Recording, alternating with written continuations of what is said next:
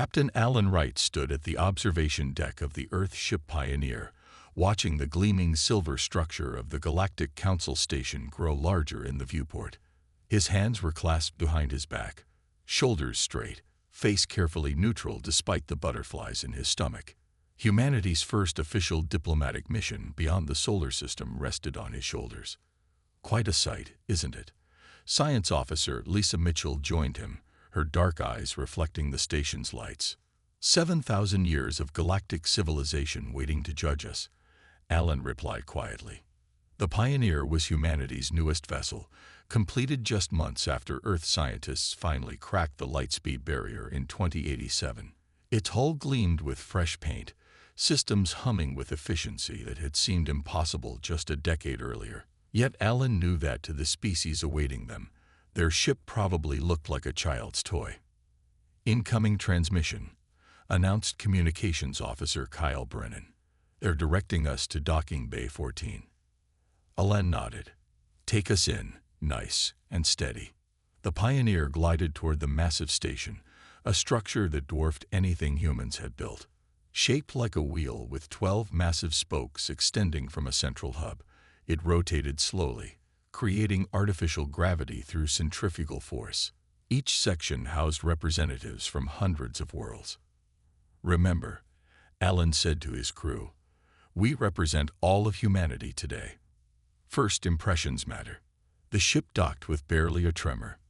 Alan led his team of 6 through the airlock. Mitchell beside him, followed by Brennan, Security Chief Paula Wilson, Cultural Specialist Daniel Chen, and Medical Officer Grace Harper. They were met by a delegation of beings so diverse that Alan had to force himself not to stare. The leader stepped forward, a tall, blue-skinned humanoid with 4 arms and silvery eyes. "I am Ambassador Thorax of the Praxian Collective," it said in perfect English. "The Galactic Council welcomes Earth to the interstellar community." Alan bowed slightly. "Captain Alan Wright of Earth, we're honored to be received." The delegation led them through vast corridors where species of all descriptions moved about their business. Some floated rather than walked. Others seemed to shift form as they moved.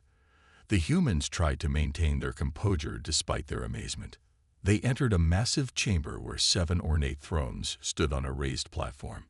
Each was occupied by a representative of the Council's founding species, the 7 races that had governed galactic affairs for millennia. "The human delegation," announced Thorax. The Council members regarded them with expressions ranging from curiosity to what Alan could only interpret as disdain. "So these are the beings who still use combustion engines to reach orbit," said a reptilian figure with gleaming scales and vertical pupils. Alan felt his neck grow hot but kept his expression pleasant. "Ambassador Zarkon of the Draconian Imperium," Thorax explained quietly. "We have advanced considerably in recent years," Alan replied evenly. "Indeed," Zarkon said. "You've managed to achieve in centuries what took others millennia. Quite impressive, for primitives." Mitchell tensed beside Alan, but he gave her a warning glance. "We still carry projectile weapons," said another council member, a being shrouded in mist. "How quaint." A holographic display appeared, showing detailed schematics of Earth's military vessels and weapon systems. "Kinetic energy weapons," Zarkon laughed, the sound like grinding stones. "Metal projectiles propelled by chemical explosions. We abandoned such toys before your species walked upright." "Our technology serves our needs," Alan replied diplomatically. "For now," said Zarkon, "but you'll need to advance considerably to join our community as equals." The meeting continued for hours. The humans presented Earth's history, culture, and technological achievements, while the council members listened with barely disguised amusement. When they finally returned to their ship, Alan's shoulders slumped the moment the airlock sealed. "That went well," Mitchell said sarcastically. "They treated us like children," Wilson growled. Alan sighed. "They see us as newcomers to a game they've been playing for thousands of years." He looked at his team, determination hardening his features. "But they're underestimating us, and that might just be our greatest advantage." 3 days of negotiations left Captain Alan Wright exhausted. He sat at the small conference table aboard the Pioneer, studying the terms of admission the Galactic Council had offered Earth. The digital document glowed softly in the dim light of the ship's meeting room. "They're not giving us much," said John Murphy, the chief engineer. His weathered face was creased with frustration as he scrolled through the document. Lisa Mitchell nodded in agreement. Limited trade rights, restricted travel zones, and mandatory technology inspections. Alan rubbed his temples. "They're treating us like we might accidentally blow ourselves up if left unsupervised." The terms were clear. Earth could join as a probationary member only. Human ships would be confined to designated travel lanes. All military technology would be subject to Council approval. Earth would gain access to basic medical and agricultural advancements, but advanced weapons, shielding, and propulsion systems were off-limits. "They want a complete inspection of our defense systems," Paula Wilson said, pointing to a clause on page 14. "Within 30 days. Murphy snorted. "So they can tell us how primitive we are again. Or make sure we stay that way," Mitchell added quietly. A knock at the door interrupted them. Kyle Brennan stepped in. "Ambassador Thorax is requesting to come aboard for a private meeting." Ellen straightened his uniform. "Send him to my quarters." 20 minutes later, the blue-skinned ambassador sat across from Alan. Up close, the captain noticed fine lines around the alien's silver eyes, suggesting great age. "Captain Wright, I hope you understand that these terms are quite generous by Council standards," Thorax said. "Some members wanted to quarantine your system entirely. Particularly Ambassador Zarkon, I imagine," Alan replied. Thorax's upper set of hands made a gesture Alan couldn't interpret. "The Draconians have concerns about your species' history of conflict. Every species has a violent past." "Yes, but most outgrow it before reaching the stars." Thorax leaned forward. "Your weapons may seem primitive, but your creativity in designing them is concerning to some." Alan kept his expression neutral. "We only wish to protect our people. The Council protects all member worlds." Thorax's voice took on a patronizing tone. "Your species is young. You require guidance before taking your place among advanced civilizations." Later that night, after Thorax departed, Alan called his senior crew together again. "Murphy," he said quietly, "when they inspect our systems, I want them to see exactly what they expect to see." The engineer's eyes widened slightly before a slow smile spread across his face. "I believe I can arrange that, Captain." "I've been studying the Council's data structure," Mitchell added.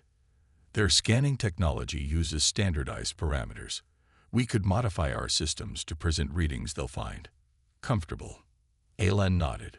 "Nothing that would endanger Earth's security, but enough to let them keep underestimating us." "What about the terms?" Wilson asked. "We'll accept them," Alan said. "For now." The next morning, Alan stood before the full council. 7 ancient species looked down upon him as he formally accepted their offer. "Earth welcomes the opportunity to learn from the Council's wisdom," he said, reciting the ceremonial words Thorax had provided. Ambassador Zarkon leaned forward on his throne. "Your weapon systems will be thoroughly examined. Anything deemed excessively destructive will be decommissioned." Alan bowed his head respectfully. "Of course, Ambassador." As he left the chamber, Alan passed a delegation from another recently admitted species. Their representatives looked worn, defeated. One of them caught Alan's eye, and for a moment, a look of warning passed between them. On the journey back to the ship, Mitchell moved close to Alan.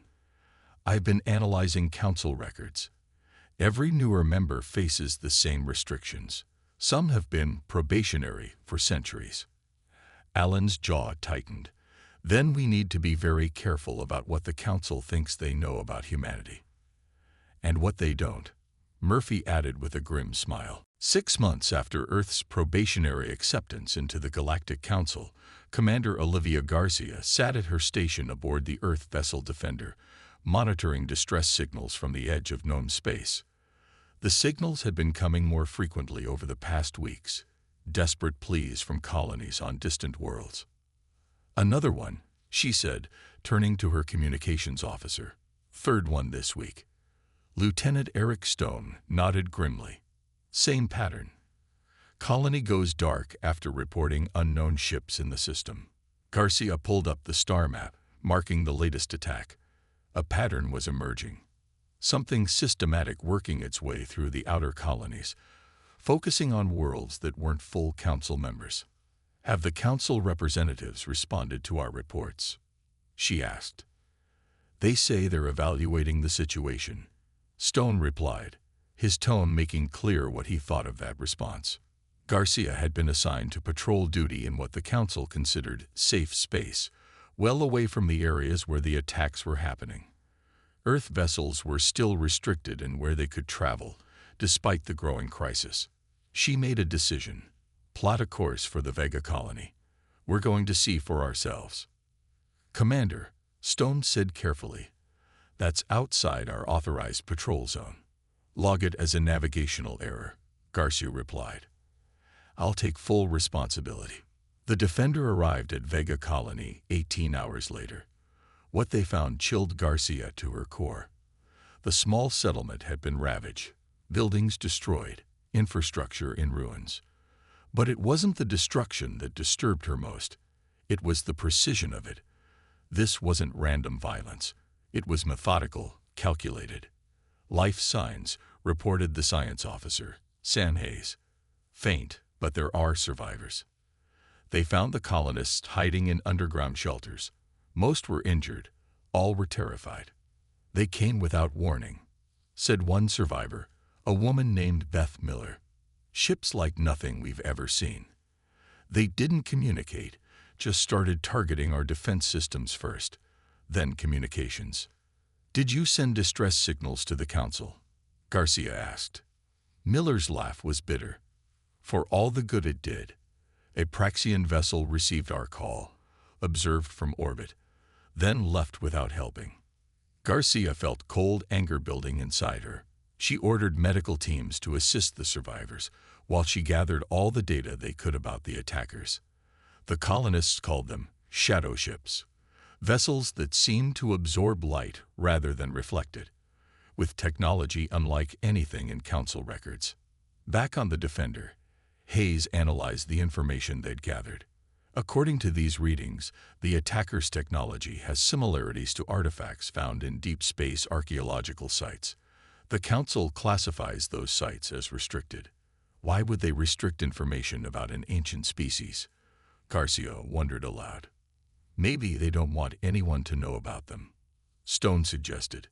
When they returned to Council space, Garcia transmitted their findings directly to Earth Command, bypassing the standard Council reporting protocols. Captain Wright, now serving as Earth's military liaison to the Council, requested an emergency meeting with the governing body. Wright's hologram appeared in Garcia's quarters that evening. "The Council is calling them the Void Heralds," he said, "an ancient species that supposedly retreated from the galaxy millennia ago. They're dismissing your evidence as primitive misunderstandings." "People are dying while they dismiss us," Garcia said. "I know, but I've seen something interesting in their reaction. They're scared, Olivia. Behind all that condescension, they're terrified." Garcia leaned forward. "What do you need from me?" "Keep gathering evidence. I'm working with Murphy to ensure our communications aren't being monitored." And Wright hesitated. "I'm getting reports that Council species are evacuating their own people from border worlds while telling the other colonies that everything is fine." "That's unconscionable," Garcia said, her voice tight with anger. "It's politics." Wright's expression was grim.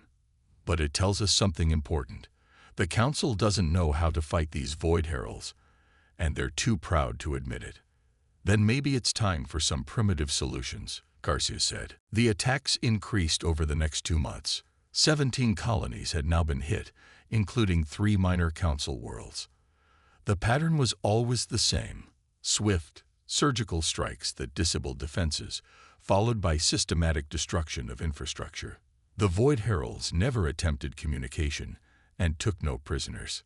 Lieutenant Ryan Foster worked in the dimly lit analysis lab aboard Earth's orbital defense station. Maps and data streams projected around him as he reviewed footage from the latest attacks.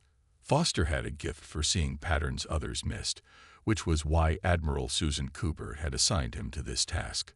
"There's something here," he muttered, rewinding the grainy footage captured by a fleeing transport ship. The Void Herald vessels moved in perfect synchronization, their black hulls absorbing rather than reflecting light.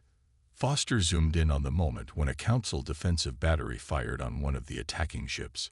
For just a fraction of a second, the Herald vessel flickered, its outline distorting before the shield stabilized. "Computer, enhance Sector 4, time index 3217. The image sharpened, showing the ripple effect in greater detail. Foster straightened. "They're using phase shift technology," he said to himself. The realization hit him like a physical force. Council defensive systems were designed to counter energy weapons and physical projectiles, but Earth's primitive kinetic weapons operated on different principles. He immediately contacted Admiral Cooper. "You're certain about this?" Cooper asked, her weathered face serious as she studied Foster's findings. "Yes, Mom. Their shields are optimized against the Council's standard energy weapons.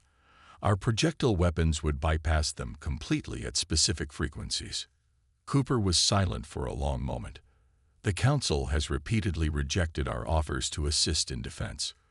With respect, Admiral, people are dying while the Council pretends they have everything under control." Cooper nodded slowly. "Then we prepare without them. Initiate Operation Silent Shield."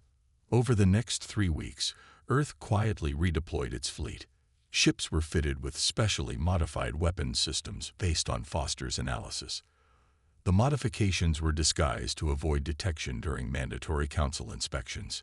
Captain Wright continued his diplomatic dance at Council headquarters, expressing Earth's concerns while gathering what intelligence he could. "The Draconians are mobilizing their fleet," he reported to Cooper via secure channel. "But they're positioning them to protect their core worlds, not the border colonies. And the other Council species? The same. They're abandoning the outer systems." Cooper's expression hardened. "We won't do the same." Earth ships moved into position near vulnerable colonies, maintaining communication silence. Murphy's team had developed protocols to mask their energy signatures from both Council and Void Herald detection. Foster remained on the orbital platform, refining his analysis as new data came in. Each attack provided more information about the Herald's capabilities and weaknesses. "They're not just random raids," he told Cooper during a briefing. "They're testing defenses, learning Council response patterns." "For what purpose?" "I believe they're preparing for a major assault." Foster displayed a projection of likely targets, and based on their movement patterns, "I think they're going to hit here next." He pointed to a significant Council outpost near the Arcturus system. Cooper studied the data. "How confident are you in this assessment?" 93%, Admiral."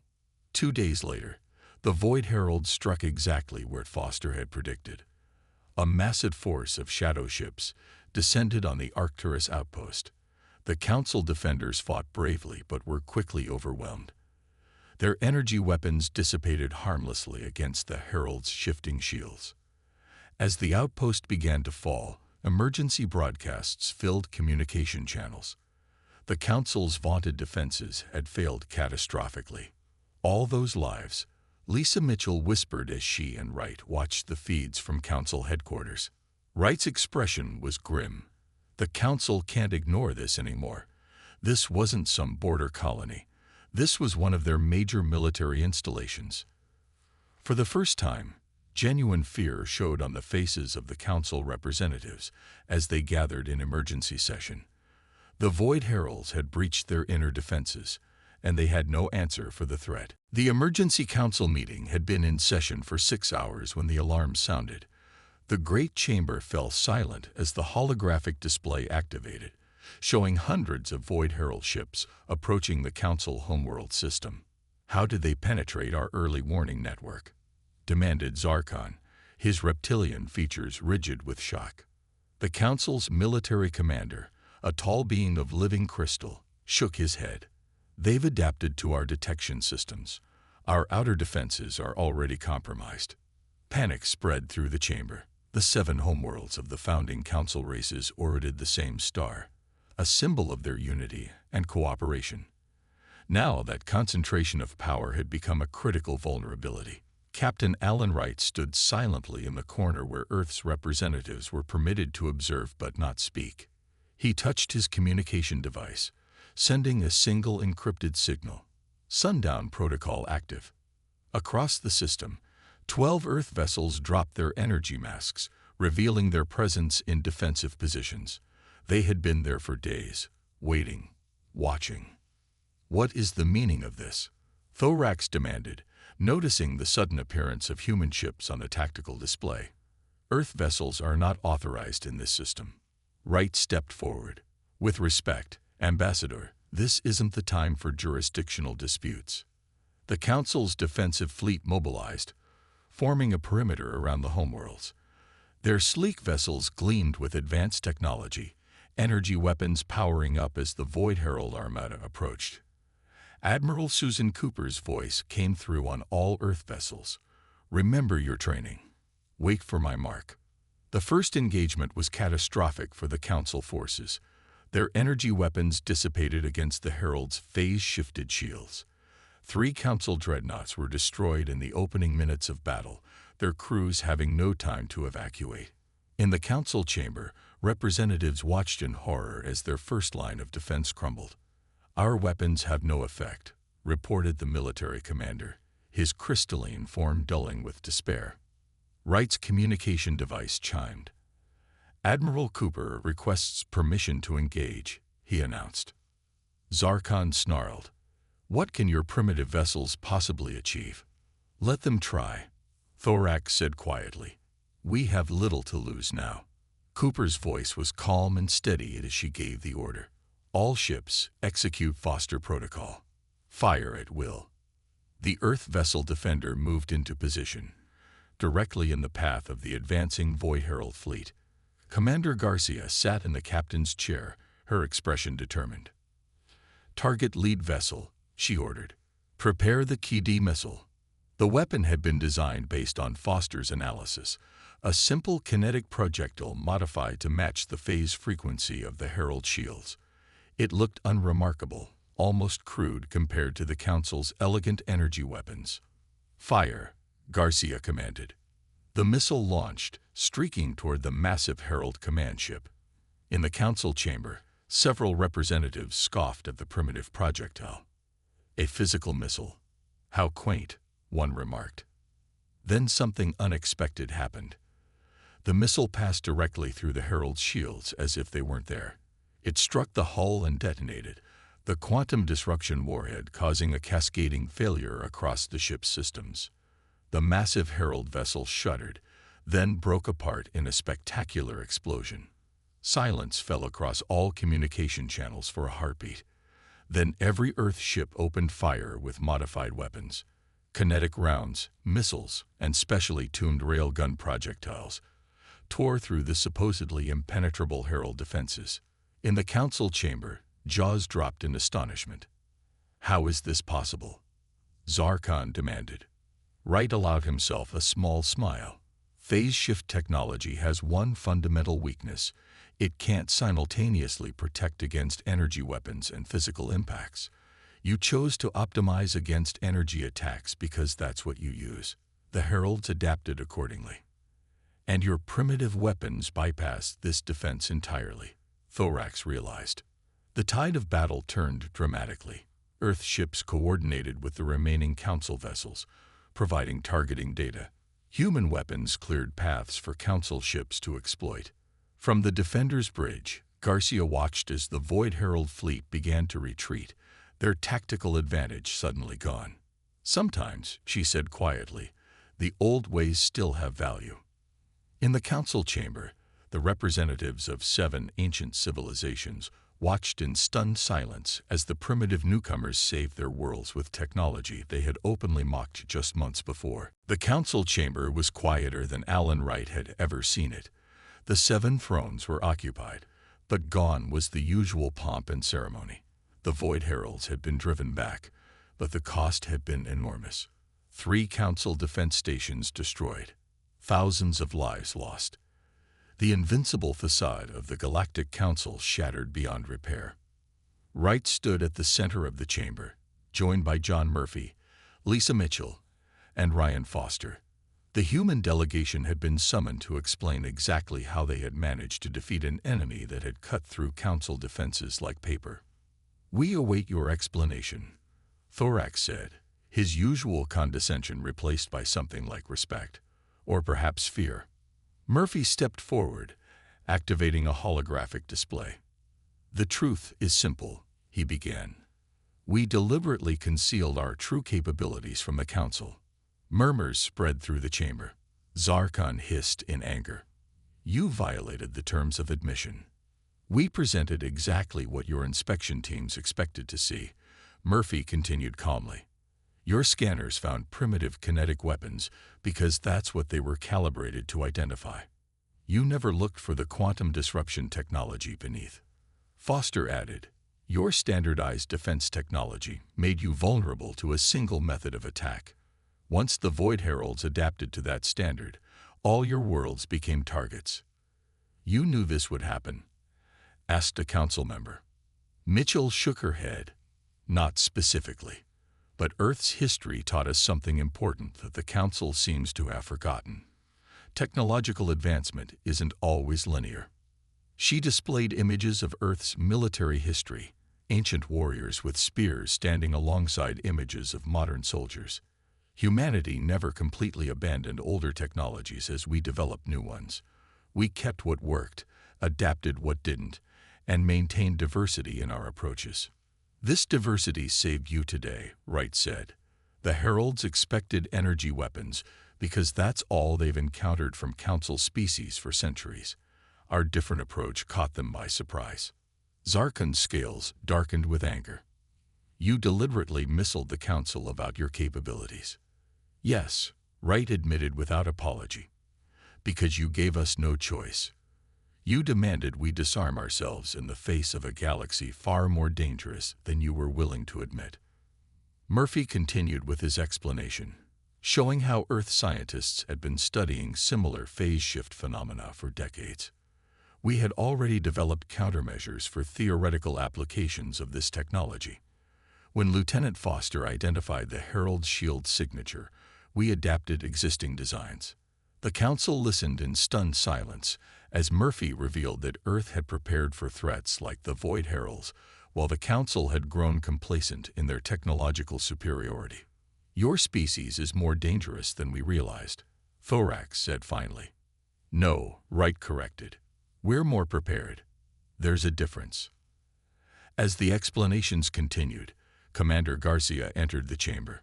She had just returned from pursuing the retreating Herald forces. "They've withdrawn beyond sensor range," she reported. "But we captured data from their command systems." She activated another holographic display. "They're regrouping, adapting their strategies, and they're calling for reinforcements." The display showed vast fleets gathering in distant regions of space, far more ships than had participated in the attack. "This was only their first wave," Garcia said gravely. "They were testing our defenses, learning our capabilities. The next attack will be much worse." Silence fell across the chamber as the implications sank in. "We need to prepare," Wright said finally. "All of us together. No more hierarchies, no more restrictions. A true alliance." "The Council has governed for millennia," protested one of the representatives. "You cannot simply demand we change our entire structure." "The Council was nearly destroyed today," Mitchell pointed out. "And it would have been, if not for the very weapons you mocked." Thorax studied the humans carefully before speaking. "What do you propose?" Garcia stepped forward. "A new defensive alliance, equal participation from all species, sharing of technologies and tactical approaches." "And command?" asked Zarkon suspiciously. "Shared as well," Wright replied. "Based on expertise, not age or status." The Council members exchanged glances, Their world had changed irrevocably in a single day. The Void Heralds will return, Foster reminded them. And when they do, they'll be prepared for today's tactics. We need to be ready with something new. Perhaps, Thorax said slowly, we have something to learn from Earth after all. 1 year after the Battle of the Seven Worlds, Alan Wright walked through the newly redesigned council chambers. The old hierarchical design with 7 thrones looking down upon petitioners was gone.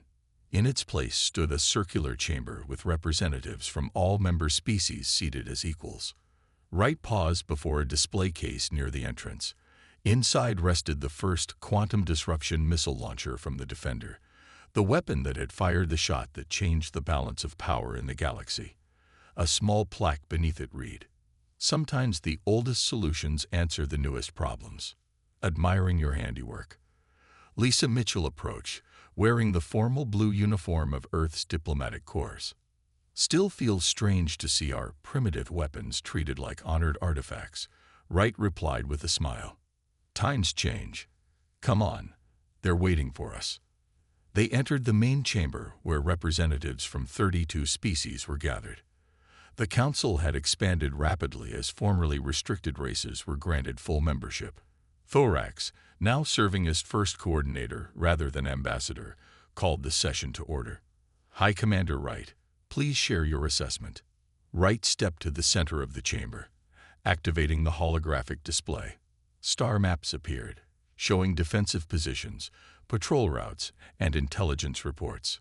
"The Void Herald activity has increased in the outer sectors," he reported.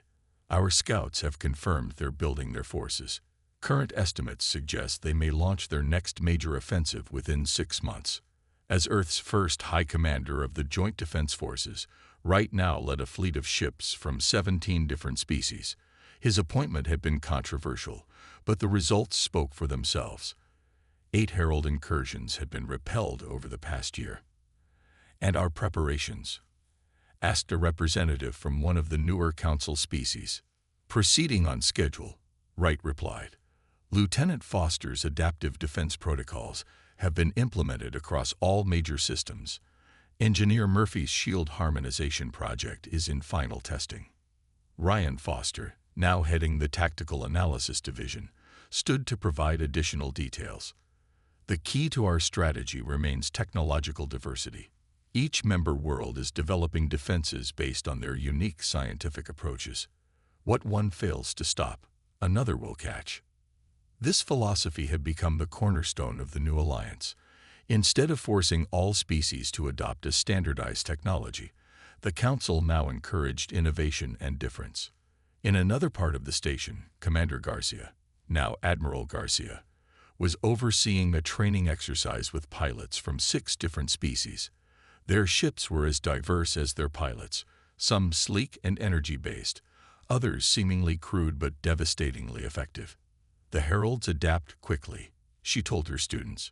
"Never rely on the same tactic twice. Unpredictability is our greatest weapon."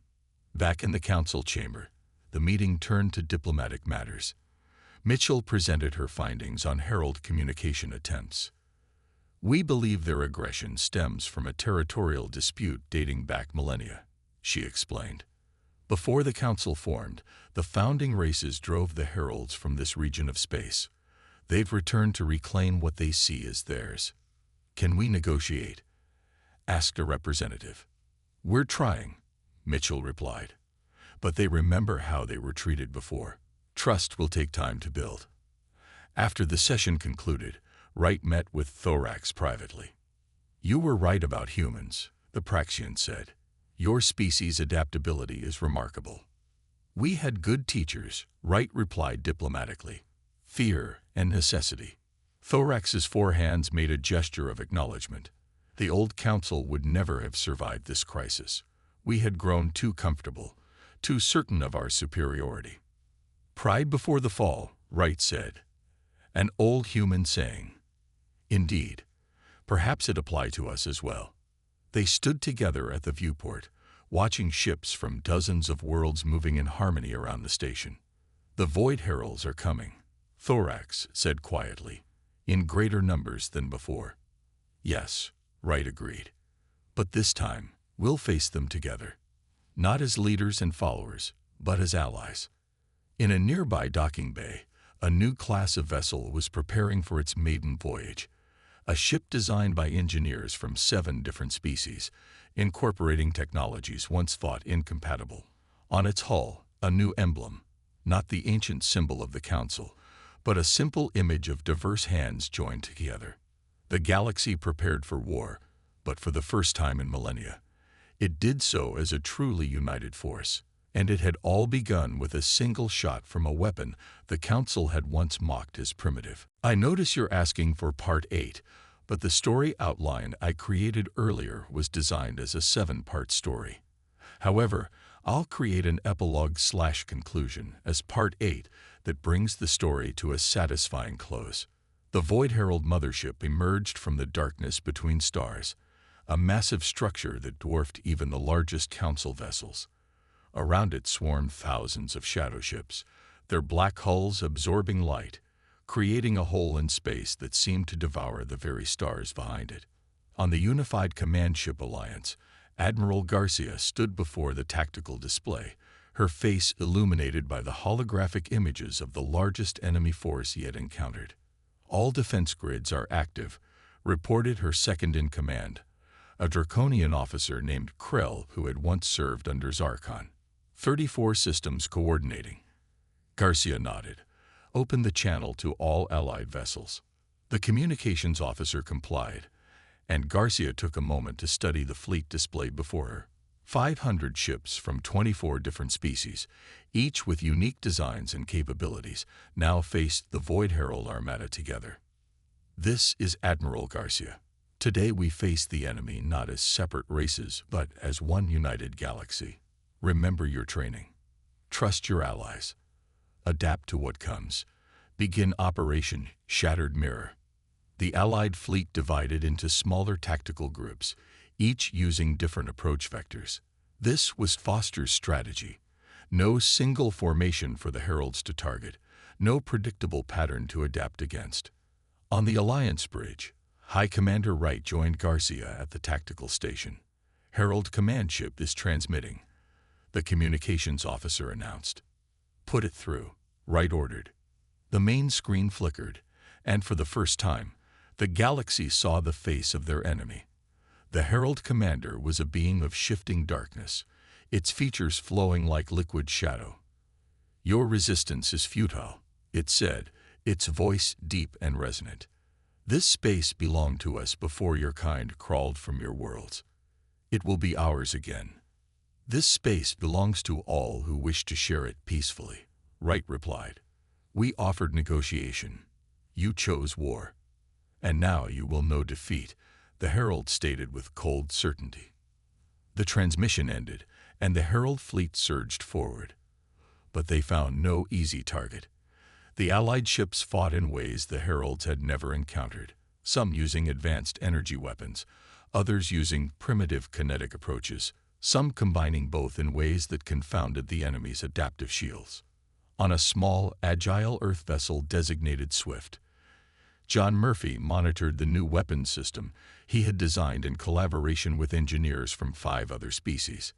It combined Earth's quantum disruption technology with Praxian energy manipulation and Draconian targeting systems. Phase lock achieved, he reported to his captain. Ready to fire. Execute, ordered the captain. The weapon fired, not a missile or energy beam, but a focused point of quantum interference that created a momentary rift in the fabric of space. The effect lasted only microseconds, but caused the Herald shields to collapse completely for a critical moment. All ships, target coordinates transmitted. Fire sequence Alpha, Garcia commanded. The Allied fleet responded as one, concentrating fire on the suddenly vulnerable Herald mothership. Weapons of all types, energy, kinetic, and technologies with no human words to describe them, struck simultaneously. The Herald mothership shuddered under the assault. Secondary explosions cascaded across its surface as critical systems failed. They're breaking formation, Krell reported, unable to keep the surprise from his voice. The smaller vessels are retreating. On the main viewer, they watched as the massive Herald ship listed to one side, venting atmosphere and debris. Then, in a final act of defiance, it self-destructed in a blinding flash that momentarily outshone the nearby star. When the light faded, sensors confirmed what everyone hoped. The remaining Herald vessels were jumping to faster than light speed, fleeing the battle. A cheer went up across all Allied ships. It wasn't total victory. Many Herald vessels had escaped, and they would likely return someday. But it was the most decisive defeat the enemy had ever suffered. In the council chambers 2 weeks later, representatives from all member worlds gathered to honor the fallen and celebrate their united stand. Lisa Mitchell approached the central podium where a memorial had been erected listing all those who had given their lives in the battle.